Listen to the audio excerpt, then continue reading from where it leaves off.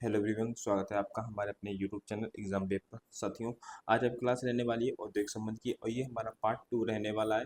Part 1 हम लोग इसका डिस्कस कर चुके हैं, जिसमें हमने लगभग 30 एमसीक्यू डिस्कस किए थे। और आज जो हमारी क्लास रहने वाली है इंडस्ट्रियल रिलेशन की, उसमें हम लोग लगभग 35 एमसीक्यू डिस्कस करने वाले हैं। ये पार्ट 2 है आपका। तो जो भी साथी यूपीएससी ईपीएफओ की तैयारी कर रहे हैं और हिंदी माध्यम में तैयारी कर रहे हैं, उनके लिए वीडियो काफ़ी ज़्यादा महत्वपूर्ण रहने वाली है। चलिए शुरू करते हैं।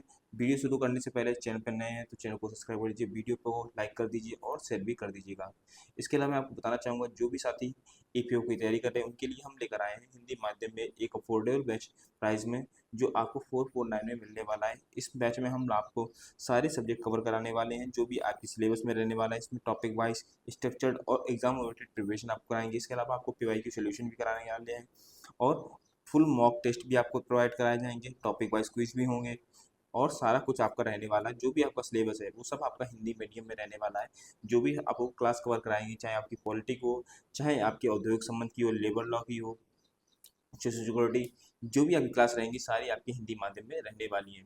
तो जो भी साथी हिंदी माध्यम में तैयारी करना चाहते हैं वो हमारे बैच को परचेस कर सकते हैं और अपनी तैयारी को और अच्छा कर सकते हैं। ये बैच आपका 15 तारीख से स्टार्ट भी है, हो चुका है। इसके अलावा कोई क्वेरी करनी है तो ये हमारा नंबर, इससे आप संपर्क कर सकते हैं। क्वेरी अपनी क्वेरी को क्लियर कर सकते हैं, जो भी आपको डाउट आ रहे हैं बैच के लिए। ठीक है, चलिए अब हम लोग क्वेश्चन देखते हैं। पहला क्वेश्चन हमारा क्या रहने वाला है। पहला क्वेश्चन हमारा है कि एक नए विवाचक या ऑर्बिटर जो होता है की नियुक्ति की जा सकती है। देखिए यहाँ पे नए की बात की गई है, यानी पुराना हटेगा। चलिए ऑप्शन देखते हैं। नियुक्त विवाचक कार्य की उपेक्षा करे, या पहले से नियुक्त विवाचक कार्यवाही स्वीकार ना करे, एक बार की नियुक्त विवेचक को हटाया नहीं जा सकता है, और या इनमें से कोई। देखिए हटाया नहीं जा सकता, ऐसा कुछ नहीं है। जब प्रधानमंत्री राष्ट्रपति को हटाया जा सकता है तो विवेचक को भी हटाया जा सकता है। इसके अलावा यहाँ पे नई बात की गई है, तो नियुक्त विवाचक जो है यहाँ पे ये भी हट जाएगा आपका। पहले से नियुक्त विवाचक कार्रवाई को अस्वीकार स्वीकार ना करे, तो यही आपका हो जाएगा।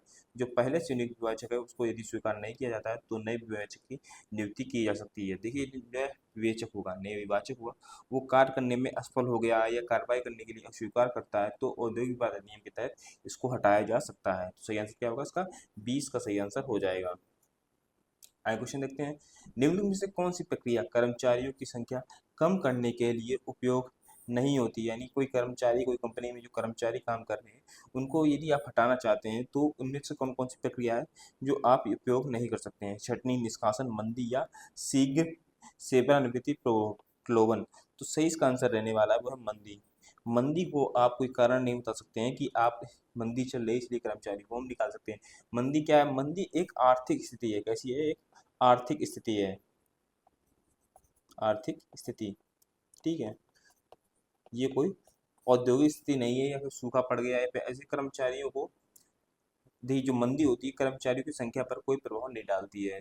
अन्य जो आपकी जैसे तीन ऑप्शन है, छटनी, निष्कासन या शीघ्र सेवानिवृत्ति प्रलोभन के, मतलब आपको हम देंगे, ये इसे आप समझिए। जो शीघ्र सेवानिवृत्ति प्रलोभन होता है, कर्मचारी को बताया जाता है कि हम आपको इतना पैसा देंगे, आप जल्दी से रिटायरमेंट ले लो, तो वह क्या करेगा? कर्मचारी हट जाएगा पैसों के लालच में। इसको हम लोग बोलते हैं शीघ्र सेवानिवृत्ति, और इसको भी कर्मचारियों की संख्या से हम कम कर सकते हैं। छटनी से भी कर्मचारी को हटाया जा सकता है, निष्कासन से भी कर्मचारी को हटाया जा सकता है। मंदी एक आर्थिक स्थिति है, इसको कर्मचारियों की हटाने से कोई संबंधित नहीं है। तो सही आंसर क्या होगा इसका? सी इसका सही आंसर हो जाएगा। आगे देखते हैं क्वेश्चन क्या हमारा है। किस औद्योगिक नीति संकल्प के अंतर्गत सार्वजनिक क्षेत्र के विस्तार को सर्वोच्च प्राथमिकता मिली थी? किसके तहत मिली थी? तो ये मिली थी औद्योगिक नीति जो 1956 आई थी, उसके तहत ये प्राथमिकता मिली थी। सही आंसर क्या होगा? 20 का सही आंसर हो जाएगा। इस नीति को औद्योगिक नीति का समाजवादी पैटर्न कहा जाता है। किसको? औद्योगिक नीति 1956 को क्या कहा जाता है? समाजवादी पैटर्न क्या कहा जाता है? समाजवादी पैटर्न। ठीक है, ये कहा जाता है। और इसमें सार्वजनिक क्षेत्र जो है, यानी औद्योगिक नीति 1956 में जो सार्वजनिक क्षेत्र है इनके विस्तार को सर्वोच्च प्राथमिकता दी गई थी। तो याद रखना है, अच्छा क्वेश्चन है, इंपॉर्टेंट क्वेश्चन है। कोई ऑप्शन 20 का सही रहने वाला है। अगला क्वेश्चन देखते हैं। भारत के किसी विदेशी व्यापार को कौन नियंत्रित करता है? भारत के जो विदेशी व्यापार होता है उसको कौन नियंत्रित करता है? ऑप्शन देख लेते हैं। विदेश व्यापार नियंत्रक, भारतीय रिजर्व बैंक, मुख्य नियंत्रक आयात या और निर्यातक, उपयुक्त में से कोई नहीं। देखिए सबसे पहले आपको याद बात याद रखनी है कि जो हमारा रिजर्व बैंक है वो किसकी भूमिका निभाता है, तो ये मुद्रा नियंत्रण की भूमिका निभाता है। जो भारत में मुद्रा चल रही है उसको कैसे कंट्रोल करना है उसका काम होता है, किसका, आरबीआई का काम होता है। मुद्रा नियंत्रण का कार्य, ठीक है, किसका होता है, आरबीआई का होता है। और जो विदेशी व्यापार होता है, चाहे हम आयात कर रहे हैं और या निर्यात कर रहे हैं, तो इसका कार्य कौन करता है, उसका कार्य करता है मुख्य नियंत्रक, आयातक निर्यातक होता है। इसका व्यापार निगमन का काम होता है, व्यापार नियमन का काम होता है। सही आंसर क्या हो जाएगा इसका, सी इसका सही आंसर हो जाएगा। आगे क्वेश्चन देखते हैं क्या हमारा है, निम्न में से कौन सा उद्देश्य औद्योगिक संबंध का नहीं है। औद्योगिक संबंध का इनमें से कौन सा उद्देश्य नहीं है ये आपको बताना है। तो देखते हैं, कर्मकाज की आर्थिक स्थिति को बढ़ाना, बिल्कुल उद्देश्य होता है ये। जो हमारे कर्मचारी हैं उनकी आर्थिक स्थिति को हमें सुधारना है और उनको एक अच्छे तलबे पे लेके आना है ताकि वो अपना अच्छा जीवन निर्वाह कर सकें। कर्मकार का पड़ोसी के साथ विवाद का होना, विवाद का ये आपका नहीं होगा, ये कोई उद्देश्य नहीं होगा। संघर्ष को कम करने के लिए नियमित उत्पादन करना, ये भी आपका ठीक है कि संघर्ष ना हो तो नियमित उत्पादन करते रहेंगे, इसलिए कोई संघर्ष उत्पन्न नहीं होगा। कर्मकार को प्रबंधन में निर्णय लेने का अवसर प्रदान करना, यानी जो भी कर्मचारी है हमारा है उसको, जो अभी कमेटी है, जो मालिक की कमेटी है या आप कह सकते हैं जो प्रबंधन कमेटी है, तो वो कोई निर्णय ले रहा है तो उसमें जो हमारे कर्मचारी उनकी बातों को सुना जाए, उनकी बात पर अमल किया जाए। यदि कोई सुझाव दे रहा है तो सही आंसर क्या हो जाएगा इसका, 20 का सही आंसर हो जाएगा। कर्मकार का पड़ोसी के साथ विवाद ये कोई कारण नहीं होगा, ठीक है। सही आंसर क्या होगा, 20 का सही आंसर हो जाएगा। देखिए एक बात बताएं आपको, जो इंडस्ट्रियल रिलेशन आपका होता है वो किसके किसके बीच होता है, वो होता है आपका एम्प्लॉयर और एम्प्लॉय के बीच होता है, ठीक है। तो पड़ोसी यहाँ पे नहीं आ सकते हैं। आप सीधे समझिए कि जो एम्प्लॉय होता है हमारा, क्या होता है, एम्प्लॉय, और दूसरा कौन होता है, एम्प्लॉयर। तो इनके बीच संबंध होता है औद्योगिक संबंध का। जो हमारे पड़ोसी होते हैं इनके बीच कोई संबंध नहीं होता है। तो सही आंसर लगाओ इससे, इससे भी आपको लगा सकते हैं, इससे इसका आंसर बी हो जाएगा। आगे देखते हैं क्वेश्चन क्या है, निम्न में से कौन सा औद्योगिक संबंध के दृष्टिकोण है, कौन कौन से दृष्टिकोण है ये आपको बताना है। समाज शास्त्रीय दृष्टिकोण बिल्कुल होता है, औद्योगिक संबंध में होता है। मानव संबंध दृष्टिकोण बिल्कुल होता है। गांधीवादी दृष्टिकोण ये भी आपका होता है। तो सही आंसर क्या हो जाएगा, 20 का सही आंसर हो जाएगा। उपयुक्त तो सभी इसके आंसर होंगे। आगे देखते हैं क्वेश्चन क्या है, निम्नलिखित में से कौन औद्योगिक अशांति को दर्शाते हैं। औद्योगिक अशांति यानी क्या है, जो उद्योग में हमारा क्या है, कर्मचारी कार्य ना करना, विरोध जताना, ये सब औद्योगिक अशांति के अंतर्गत आते हैं। जैसे हड़ताल करना ये अशांति के अंतर्गत आता है, तालाबंदी ये भी आपकी अशांति के अंतर्गत आता है, और घेराव करना ये भी आपका अशांति के अंतर्गत आता है। तो तीनों ही आपके सही होंगे, यानी उपयुक्त सभी आंसर सही हो जाएगा, 20 का सही आंसर हो जाएगा। औद्योगिक शांति के अंतर्गत हड़ताल, तालाबंदी, घेराव ये सब आते हैं। आगे क्वेश्चन देखते हैं क्या हमारा है, निम्न में से कौन सा हड़ताल का कारण नहीं हो सकता है, नहीं हो सकता ये आपको बताना है, हड़ताल का कारण। चलिए देखते हैं। देखिए आपको ये बात याद रखनी है कि हड़ताल का जो संबंध होता है प्राय मजदूर प्रबंधन विवाद से होता है। मजदूर होगा और प्रबंधन आमने सामने ही होंगे, ठीक है। चलिए देखते हैं फिर क्या है, वेतन और प्रोत्साहन संबंधी समस्याएं ये आपका नहीं हो सकता है। अधिक आयु के कारण सेवा में अनियमितता, कर्मचारियों की गलत तरीके से बर्खास्तगी, या उद्योग नीति से असंतोष, ठीक है। तो सही आंसर क्या हो जाएगा, सही इसका आंसर होगा अधिक आयु के कारण सेवा में अनियमितता। यदि आप ऐसा करते, देखिए मान लीजिए कोई व्यक्ति है, वो बुजुर्ग हो गया है, उसकी उम्र ज़्यादा हो गई है, लेकिन उसका जो कार्य है वो ऐसा है कि उसे फुर्ती से कार्य करना है। लेकिन यदि बुजुर्ग है वो, तो वह फुर्ती से कार्य नहीं कर सकता है, तो उसको हम हटा सकते हैं, ठीक है। इसके लिए कोई हड़ताल नहीं हो सकती है कि आपकी आयु ज़्यादा है इसलिए हम हटा रहे हैं, ये एक लॉजिक कारण होता है। ये कोई ऐसा नहीं कर सकते हैं कि इसकी आयु ज़्यादा है तो आप ऐसी जगह उसको काम दीजिए, ठीक है, काम चाहिए चाहिए उसको। तो ये कोई हड़ताल का कारण नहीं हो सकता कि अधिक आयु के कारण सेवा में अनियमितता, ठीक है। 20 का सही आंसर हो जाएगा। आगे देखते हैं क्वेश्चन क्या हमारा है, औद्योगिक विवाद अधिनियम 1947 के अनुसार तालाबंदी का सही अर्थ क्या है। तालाबंदी का सही अर्थ आपसे पूछा गया है। ऑप्शन देख लेते हैं क्या हमारा है, रोजगार के स्थान पर अस्थायी बंदी, बिल्कुल तालाबंदी क्या होती है, अस्थायी बंदी होती है। जब कार्य नहीं होता है तो मालिक क्या करता है, तालाबंदी कर देता है, तो ये अस्थायी प्रकार की बंदी होती है।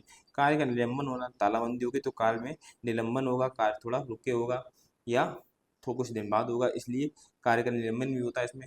नियोक्ता द्वारा श्रमिकों के रोजगार जारी रखने से इनकार करना, या जो नियोक्ता हमारा है उसने ये कह दिया कि अब तालाबंदी हो गई है, यानी हमारे पास कोई कार्य नहीं है, तो श्रमिकों के रोजगार को जारी करने से वो इनकार कर सकता है। तो सही आंसर क्या हुआ इसका, सही इसका आंसर होगा उपयुक्त सभी। जो हमारा इंडस्ट्रियल डिस्प्यूट एक्ट है 1947, उसमें ये बात सारी कही गई है। जो तालाबंदी है वो इस प्रकार से हो सकती है, जो हमारा लॉकआउट है ये तीनों प्रकार से आपका हो सकता है। तो सही आंसर किसका आया हुआ, डी इसका सही आंसर हो जाएगा। आगे देखते हैं क्वेश्चन क्या हमारा है। औद्योगिक विवाद अधिनियम 1947 के अनुसार किस धारा के अंतर्गत हड़ताल को प्रतिबंधित किया गया है। हड़ताल को प्रतिबंधित किया गया, देखो हड़ताल को प्रतिबंधित इस प्रकार से किया गया है, जो हमारी पब्लिक यूटिलिटी सर्विस है, यानी आपका जैसे रेलवे हो गया, ये पब्लिक की जो पब्लिकली आप सबके लिए रेलवे, और आपका होगा इलेक्ट्रिसिटी, और आपका क्या हो गया वाटर, और जैसे आपका पोस्टल सर्विस यानी आपका रेलवे, और आपका क्या होगा ट्रांसपोर्ट सर्विस। ठीक है, ये कैसी आपकी हैं, ये लोक उपयोगी सेवाएं हैं, इस पे आप क्या कर सकते हैं, इन पे हड़ताल आप नहीं कर सकते हैं। सॉरी।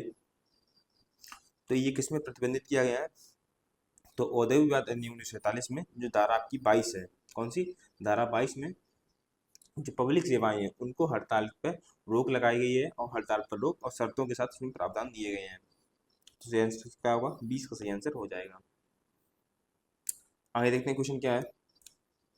औद्योगिक संबंध निम्न में से किस क्षेत्र में विस्तार है, मतलब औद्योगिक जो औद्योगिक संबंध है किस क्षेत्र में विस्तार है। देखते हैं क्या आपसे होगा, सामूहिक सौदेबाजी का, श्रम कानून का, औद्योगिक संबंध परीक्षण का, या उपयुक्त सभी। तो सही इसका आंसर क्या रहने वाला है, उपयुक्त सभी इसका सही आंसर हो जाएगा। जो औद्योगिक संबंध होता है सामूहिक सौदेबाजी में भी आता है, श्रम कानून का भी होता है, औद्योगिक संबंध परीक्षण का भी ये होता है। सही आंसर क्या होगा उसका, डी का इसके लिए सही आंसर हो जाएगा। आगे देखते हैं क्वेश्चन क्या है। निम्न में से कौन औद्योगिक संबंध प्रणाली की अवधारणा से संबंधित नहीं है, संबंधित नहीं है ये आपको बताना है। चलिए देखते हैं ऑप्शन, देखिए फ्रेडरिक टेलर, आर के लेस्टर, डेलियोडर, या प्रोफेसर डनलप। तो सी इसका आंसर रहने वाला है जो आपका फ्रेडरिक टेलर है, ये इसका सही आंसर रहने वाला है। ये औद्योगिक संबंध से जो औद्योगिक संबंध प्रणाली इसमें इन्होंने कोई बात नहीं की थी। ये कैसे थे, ये साइंटिफिक मैनेजमेंट के जनक को कहा जाता है। क्या कहा जाता है, साइंटिफिक मैनेजमेंट के जनक, फिक मैनेजमेंट के जनक, इनको ये कहा जाता है। तो ये इसके लिए सही आंसर नहीं होगा। इसके अलावा जो आपका प्रोफेसर डनलप है, इन्होंने औद्योगिक संबंध प्रणाली की अवधारणा को प्रस्तुत किया था। ठीक है, ये कोई ऑप्शन नहीं है इनमें से, इस पे आप ध्यान मत दीजिएगा। ये दो ऑप्शन याद रखिएगा, फ्रेडरिक टेलर ये साइंटिफिक मैनेजमेंट के जनक कहा जाता है, और प्रोफेसर डनलप है। यदि यहाँ पे क्वेश्चन ऐसा होता है कि संबंधित है, तो आप सबसे पहले प्रोफेसर डनलप ही आंसर चूज करते हैं। तो इसका आंसर क्या होगा, इसका तो सही आंसर ए होगा। और यदि संबंध औद्योगिक संबंध प्रणाली की अवधारणा से संबंधित कुछ पूछा जाए तो प्रोफेसर डनलप भी आएंगे। ठीक है, तो इसका आंसर क्या होगा, इसका आंसर सही होगा, ए सही होगा। आगे देखते हैं क्वेश्चन क्या है। कर्मकार के हितों की सुरक्षा निम्न में से किस की भूमिका है, किसकी भूमिका है जो कर्मकार की हितों की रक्षा करे। तो सही इसका आंसर क्या रहने वाला है, तो है आपका श्रम संघ, लेबर यूनियन होती है, वो कर्मकार के हितों की सुरक्षा के लिए प्रतिबद्ध होती है। लेबर यूनियन या आप ट्रेड यूनियन कह सकते हैं। इसका कार्य क्या होता है, तो मजदूर को हितों की रक्षा करना, उनको उचित वेतन दिलाना, और बेहतर कार्य स्थिति के लिए संघर्ष करना, ये किसके कार्य होते हैं, तो ये सब आपके लेबर यूनियन के कार्य होते हैं, ट्रेड यूनियन के कार्य होते हैं। तो इसका आंसर क्या होगा, ए इसका सही आंसर हो जाएगा। आगे देखते हैं, निम्न में से भारत किसका संस्थापक सदस्य रहा था या रहा है, आपको मतलब उस समय जो संस्थापना हो रही थी इनमें से किसका सदस्य रहा है। विश्व बैंक, संयुक्त राष्ट्र संघ, अंतर्राष्ट्रीय श्रम संगठन, या नाटो। तो सबसे पहले बात करेंगे जो हमारी वर्ल्ड बैंक है और यूएन जो है यानी संयुक्त राष्ट्र संघ है। तो इसका जो भारत था इसका कोई संस्थापक सदस्य नहीं रहा है, लेकिन हाँ ये बात है कि इसके प्रारंभिक सदस्य में ये आता है। ठीक है, प्रारंभिक सदस्य में ये आता है, लेकिन इसका संस्थापक सदस्य नहीं रहा है। नाटो की बात करें तो ये कैसा संगठन है, तो ये एक सैन्य संगठन है। कैसा है, सैन्य संगठन। और इस सैन्य संगठन का भारत कभी भी हिस्सेदार नहीं रहा है, संस्थापक भी नहीं रहा है, या सदस्य देश भी नहीं रहा है। तो बचा कौन सा हमारा, अंतरराष्ट्रीय श्रम संगठन, इसका संस्थापक देश में इसका नाम रहा है। तो फिर इसका आंसर क्या हो जाएगा, सी इसका सही आंसर हो जाएगा। जो अंतरराष्ट्रीय श्रम संगठन है ILO, इसका संस्थापक सदस्य भारत रहा है। आगे देखते हैं, जब कुछ श्रमिक कारखाने के गेट पर खड़े होकर कार्य का विरोध कर रहे हों तो इसे कहा जाता है, इसे क्या कहा जाता है, तो इसे धरना कहा जाता है। क्या कहा जाता है, धरना कहा जाता है। सी इसका सही आंसर हो जाएगा। देखिए धरना क्या होता है, ये कैसा होता है, ये शांतिपूर्ण विरोध होता है, शांतिपूर्ण विरोध, शांतिपूर्ण विरोध। इसमें क्या होता है, तो इसमें देखिए जो शांतिपूर्ण विरोध होता है उसमें जो कर्मकार होता है अपने हाथ में पोस्टर लेगा या शांति से बैठ जाएगा या गेट पे खड़ा हो जाएगा और विरोध करेगा। तो सही इसका आंसर क्या होगा, धरना जो है ये कार्य करने का विरोध कर रहे हैं और गेट पे खड़े होकर शांति से, तो ये धरना है। सही इसका आंसर क्या होगा, सी इसका सही आंसर हो जाएगा। हड़ताल की बात करेंगे तो हड़ताल का मतलब क्या होता है, काम बंद कर देना, यानी जो कर्मचारी हैं वो काम नहीं करेंगे तो इसलिए काम बंद करना, ये हड़ताल के अंतर्गत आता है। तालाबंदी कौन करता है, तालाबंदी नियोक्ता करता है। कौन करता है, नियोक्ता करता है, यानी जो कंपनी का कर्म जो मालिक होगा वो जो है तालाबंदी करेगा, यानी कार्य उसके पास नहीं है। घेराव की बात करेंगे तो प्रबंधन को घेरना, जो प्रबंधन है उसको घेरना, उसके आसपास खड़े हो जाना, उसको कहीं जाने नहीं देना, ये घेराव के अंतर्गत आता है। लेकिन धरना है, ये क्या है, कार्य करने का विरोध करना धरना कहलाता है। इसी इसका सही आंसर हो जाएगा। आगे देखते हैं क्वेश्चन क्या है, एक विवाचक कार्य करता है, तो विवाचक का कार्य क्या होता है, तो देखिए ऑप्शन देख लेते हैं। शुल्क के लिए, स्वेच्छा और मान से, दान के उद्देश्य से, उपयुक्त में से कोई नहीं। देखिए जो विवाचक होता है उसका कार्य क्या होता है, स्वेच्छा स्वेच्छा से और सम्मान पूर्वक विवाद को सुलझाना, ये विवाचक का कार्य होता है। हालांकि उसे फीस मिलती है इस बात की कि जो आप जो विवाद निपटा रहा है, लेकिन उसका जो मूल उद्देश्य होता है वो निष्पक्ष न्याय देना ही होता है। तो सही आंसर क्या हो जाएगा, जो विवाचक होता है कार्य कैसे करता है, स्वेच्छा से करता है और कैसे करता है, सम्मान पूर्वक करता है। 20 का सही आंसर हो जाएगा। इसके अलावा शुल्क के लिए भी वो कार्य करता है, लेकिन जो मुख्य उद्देश्य उसका होना चाहिए वो स्वेच्छा से सम्मान पूर्वक होना और निष्पक्ष न्याय देना, ये होता है। ठीक है, आगे देखते हैं क्वेश्चन क्या है, एक न्यायालय के पास शक्ति है, न्यायालय के पास कौन कौन सी शक्ति है ये आपको देखना है। चलिए देखते हैं। विवाचक द्वारा दिए गए अधिनिर्णय को उसकी सहमति से संशोधित करना, बिल्कुल संशोधित कर सकता है, न्यायालय के पास ये शक्ति होती है। तो ये भी ऑप्शन आपका ठीक हो जाएगा। इसका देखते हैं, अधिनिर्णय पार्टी की सहमति से संशोधित करना, ये भी आपका ठीक हो जाएगा। तो सही आंसर क्या हो जाएगा, सही इसका सही आंसर हो जाएगा, ए बी दोनों इसके सही आंसर है, सी इसका सही आंसर हो जाएगा। आगे क्वेश्चन देखते हैं क्या हमारा है, निम्नलिखित में से किसके अंतर्गत स्वैच्छिक निवारक पाठ दो पार्टियों या दो दलों के बीच विश्वास दिलाता है। विश्वास कौन दिलाता है, तो ये आपको दिलाता है अनुशासन संहिता 1958 में ये बात कही गई है। दो पार्टी आपकी कौन कौन सी हैं, तो एक तो आपका नियोक्ता हो गया, दूसरी कौन सा हो गया, दूसरा आपका कर्मचारी। इनके बीच विश्वास कौन दिलाता है, स्वैच्छिक निवारण जो पार्टियां होती हैं, तो स्वैच्छिक दो निवारण पार्टियां कौन सी हमारी है, तो एक तो नियोक्ता हो गया और कर्मचारी हो गया, और इनके बीच विश्वास कौन दिलाता है, तो अनुच्छेद संहिता 1958 ये विश्वास दिलाता है। ए इसका सही आंसर हो जाएगा। आगे क्वेश्चन देखते हैं, निम्न में से कौन औद्योगिक संबंध प्रणाली का हिस्सा नहीं है। औद्योगिक संबंध प्रणाली का पहले तो जान लीजिए हिस्सा कौन कौन से होते हैं। तो पहला आपको क्या हो गया, एम्प्लॉयर, ठीक है, दूसरा कौन हो गया, एम्प्लॉय,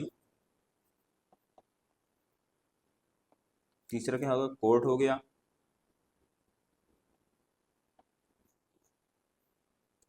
ठीक है, और चौथा क्या होगा आपका, तो चौथा आपका जो होगा,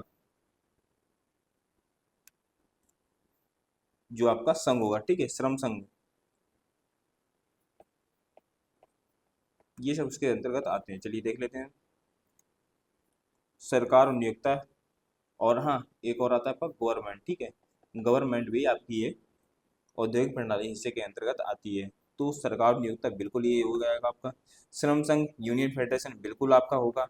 विदेशी कंपनियां जो होती हैं ये औद्योगिक प्रणाली का हिस्सा नहीं होती हैं। श्रम न्यायालय और अधिकरण कोर्ट ये बिल्कुल होता है। तो सही इसका आंसर क्या होगा, सी इसका सही आंसर हो जाए, विदेशी कंपनियां होती हैं औद्योगिक संबंध प्रणाली का हिस्सा नहीं होती हैं। इसके अलावा गवर्नमेंट हो गया आपका, और एम्प्लॉय यानी नियोक्ता हो गया, एम्प्लॉय हो कर्मचारी, कर्मचारी हो गया, और न्यायालय, श्रम संघ, ये सब किसके अंतर्गत आते हैं, ये औद्योगिक संबंध प्रणाली के अंतर्गत आते हैं। लेकिन विदेशी कंपनियां औद्योगिक संबंध प्रणाली के अंतर्गत नहीं आती हैं। आगे देखते हैं क्वेश्चन क्या है, निम्न में से कौन औद्योगिक संबंध प्रणाली के उपयोग किया जाता है। औद्योगिक संबंध प्रणाली में क्या उपयोग किया जाता है, सामूहिक सौदेबाजी बिल्कुल किया जाता है, अनुशासन कार्यविधि इस बिल्कुल की जाती है, शिकायत निवारक यंत्र भी तंत्र भी इसमें कार्य करता है। तो सही आंसर क्या होगा, डी का सही आंसर हो जाएगा, उपयुक्त तो सभी। आगे देखते हैं क्वेश्चन क्या है, निम्न से कौन औद्योगिक संबंध के प्रमुख प्रतिभागी हैं। प्रमुख प्रतिभागी कौन कौन से हैं? तो नियोक्ता बिल्कुल होता है, सरकार बिल्कुल होता है, संघ भी होता है, तो सभी इसका सही आंसर हो जाएगा। देखिए साथियों, वर्तमान में क्लास चल रही है, इसकी आपको पीडीएफ चाहिए तो आप हमारे टेलीग्राम चैनल को ज्वाइन कर सकते हैं। टेलीग्राम चैनल का लिंक डिस्क्रिप्शन बॉक्स में दिया गया है, टेलीग्राम चैनल को ज्वाइन कर लीजिए, वहाँ आपको इसकी पीडीएफ प्राप्त हो जाएगी। ठीक है, सही आंसर क्या है उसका?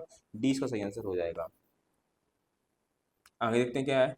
निम्न में से कौन प्राथमिक हड़ताल का भाग नहीं है? प्राथमिक हड़ताल का भाग नहीं है, बताना है। सहानुभूति हड़ताल, गैर हाजिर हड़ताल, मंदकार हड़ताल या सांकेतिक या विरोध हड़ताल। तो इसका आंसर रहने वाला है जो प्राथमिक हड़ताल होती है वो सहानुभूति हड़ताल का ये कोई भाग नहीं होता। ए इसका सही आंसर हो जाएगा, ए। आगे देखते हैं क्वेश्चन क्या है। औद्योगिक संबंध के प्रमुख मुद्दे सम्मिलित होते हैं। औद्योगिक संबंध के प्रमुख मुद्दे कौन कौन से, ये बताना है। सामूहिक सौदेबाजी, बिल्कुल सामूहिक सौदेबाजी औद्योगिक संबंध के मुद्दे हो सकते हैं।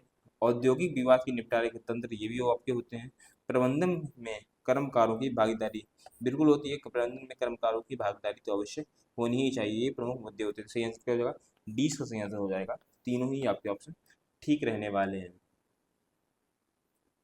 आगे देखते हैं क्वेश्चन क्या है। निम्न में से कौन औद्योगिक विवाद का आर्थिक कारण नहीं है? कौन सा आर्थिक कारण आपको बताना? आर्थिक कारण नहीं है। वेतन के समान क्षतिपूर्ति, बिल्कुल आर्थिक कारण है ये।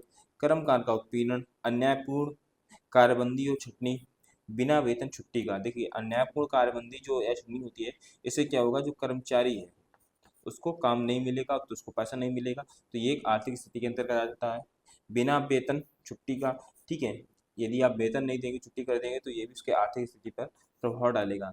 कर्मकार का उत्पीड़न, कर्मकार का जो उत्पीड़न है ये कैसा उत्पीड़न होता है? तो पहली बात तो ये कैसा है उत्पीड़न है? सामाजिक उत्पीड़न है। कैसा है? सामाजिक उत्पीड़न है, कोई आर्थिक उत्पीड़न नहीं है। इसके अलावा ये व्यक्तिगत भी हो सकता है, ठीक है, व्यक्तिगत उत्पीड़न भी यहाँ पे हो सकता है। तो ये दोनों कारण कर्मकार के जो उत्पीड़न है ये सामाजिक और व्यक्तिगत कारण हो सकता है। आर्थिक कारण यहाँ पे ये हो सकता है। तो सही आंसर क्या होगा? 20 का सही आंसर हो जाएगा। जो आर्थिक कारण है आपके, आर्थिक कारण नहीं है वो क्या है? कर्मकार का उत्पीड़न करना।